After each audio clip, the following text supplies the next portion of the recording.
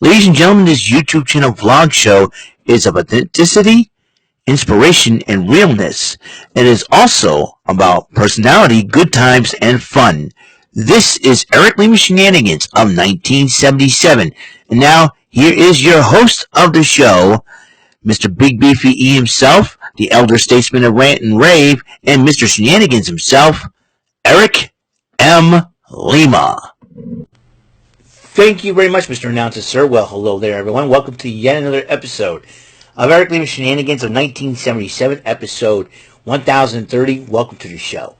And before I get going talking about SmackDown and NXT Level Up, I want to welcome a new subscriber to our channel, the 213th subscriber, Heather, the TDI fan of 2023 at TDI's Toma Drama Island. It was a popular cartoon in the Cartoon Network, and and Heather happens to be a big fan of the show. So Heather, the TDI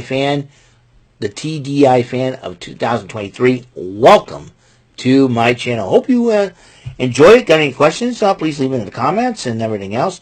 Totally excited to have you on board. So thank you and welcome to my world, Heather, the TDI fan 2023. Really excited. I want to talk about NXT Level Up first because basically what they were going over is the best of 2023 of NXT Level Up. And they have one match for each month. For the month of February, Eddie Thorpe went up against Dante Chen, with Thorpe picking up the victory there.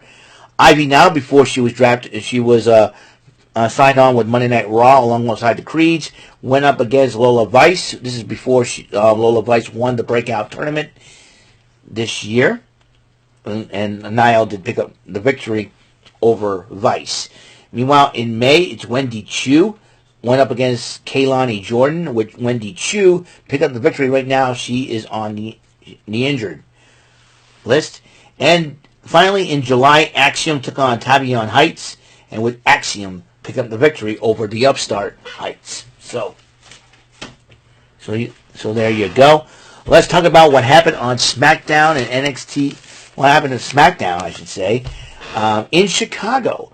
Becky Lynch, Shotzi, Bianca Belair, and Charlotte Flair kick off SmackDown. They were talking about War Games. And Charlotte Flair and Becky Lynch were about to discuss the issues that they had between each other, but then Bayley interrupted them and started bringing that up. And then Becky Lynch has had enough because I'm here to fight. I'm not here to socialize. I'm here to fight. Listen, here's the deal. You pick two members from your group to face me and Charlotte Flair to prove your little theory at tonight's main event. So Bayley goes, that's fine. Calls them idiots and stuff. And after the commercial break, Damage Control were discussing who would fight Flair and Lynch. Bayley has some ideas of having the Kabuki Warriors face them, or Asuka and Io, or see Io and Kairi. But then Dakota Kai says, I think you and Asuka should team up. So Bayley's kind of a little excited about that. So Bayley wasn't so sure. So Damage Control may have one of their own issues. We don't see it, but who knows. The tag team titles were on the line as the Judgment Day defends against the Street Profits. Judgment Day's got Rhea Ripley backing them up. Meanwhile, Bobby Lashley and B-Fab watched the match from the back. And the match went on, then Rhea Ripley got involved, and it cost the Street Profits, as the Judgment Day did retain the championship. So Bobby Lashley was not very happy, and B-Fab should have been out there backing up the Street Profits. He's going to be a member of that little group. We'll see for sure. Team Belair, we're talking about tonight's matchup, as Flair went to Nick Aldis and said, hey, the match is happening, and then Becky Lynch, why didn't you come to me? They started having their issues and all that. Here we go again. Dragon Lee cut a promo about what Lucha Libre means to him and how he was touted by Rey Mysterio as the future Lucha Libre. But then the Grayson Waller effect. Now, this is where it gets interesting. Now, Grayson Waller says he's going to try to smooth things over with his guest, Kevin Owens. And then Austin Theory walks out in a Kevin Owens shirt. I'm like, what the heck is going on? What the heck is going on? So, and he's acting like he's mad, like Kevin Owens and stuff. And Corey Graves, by the way, Corey Graves did come back to color commentary after being on paternity leave for a while. And Corey Graves does his usual thing. on commentary. But no, so Austin Theory's making fun of, you know, Austin Theory, like, kind of like the jokes, kind of look like, Kevin Owens and all that, making fun of Kevin Owens. And as they were about to talk about Kevin Owens, the real Kevin Owens came out and goes, "What's this?" He said, you're trying to impersonate me? Well, the joke's on you. I never looked better, he goes. So at least, and then they said, they started running their mouths on Kevin Owens and goes, "How about beat you? I beat LA Knight beat you." And hey, you know what happens when you mention LA Knight's name? And then Austin Theory said LA Knight's name. LA Knight comes out, starts dissing both Grayson Waller and Austin Theory, and he one time called Austin Theory A-Town Clown. A-Town Clown. Gotta love it. And then the dudes, and both teams, all four men started brawling, but then as they shoved Waller and Theory out of the ring, they started trashing the Grayson Waller effect, throwing everything around. It was like Kevin Owens dropped the fight kiss straight. He goes, "That fight kiss is expensive." It was so funny. And then they had their tag team matchup, and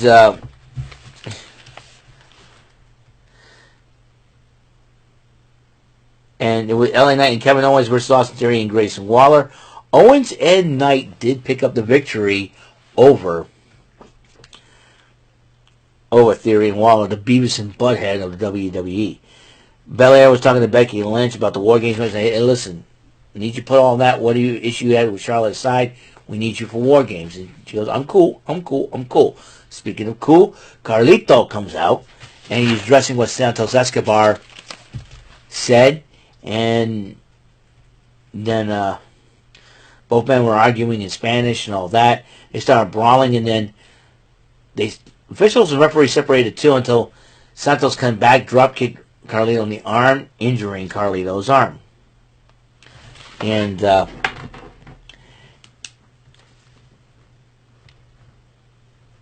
so there's that. Then after commercial break, as the referees were helping, and medical team were helping Carlito to the back, Santos Escobar attacks him again, but Dragon Lee intervened on Carlito's behalf, fighting with Santos Escobar.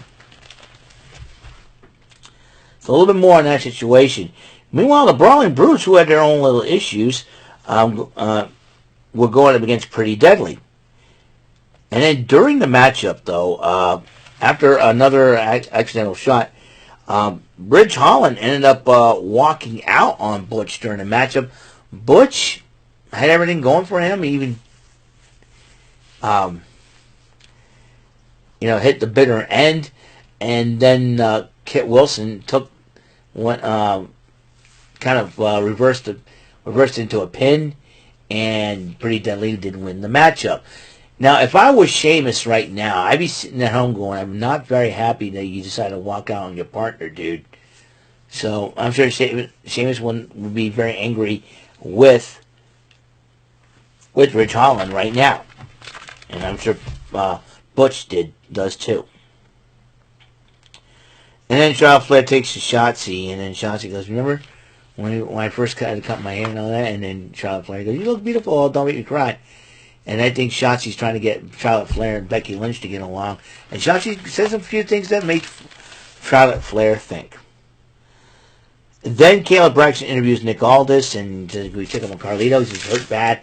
I don't think he's going to make it to Survivor Series. I'll postpone the match. But Dragon Lee stepped up and said, hey, Santos Escobar needs to be taught a lesson. Let me take Carlito's place in the match.